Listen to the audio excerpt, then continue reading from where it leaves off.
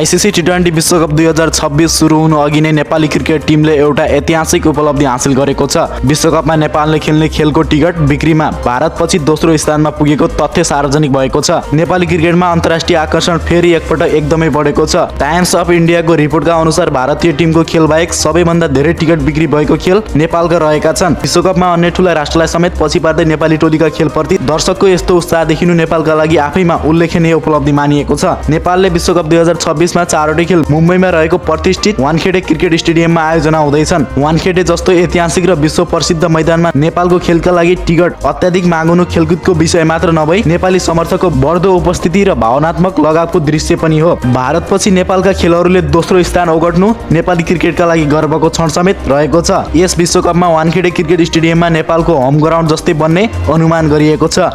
मुम्बई र त्यस आसपासमा बसोबास गर्ने नेपाली परिवारसँगै नेपालबाट ठूलो संख्यामा समर्थक भारत जाने तयारीमा छन्। यसले विश्वकप अवधिभर नेपाली झण्डा, जर्सी र नाराले वानखेडे क्रिकेट स्टेडियम भरिने अपेक्षा गरिएको छ। खेल तालिका अनुसार नेपालले फेब्रुअरी 8 मा इङ्ल्यान्ड, फेब्रुअरी 12 मा इटाली, फेब्रुअरी 15 मा वेस्ट इन्डिज र फेब्रुअरी 17 मा स्कटल्यान्डसँग खेल्ने तालिका रहेको छ।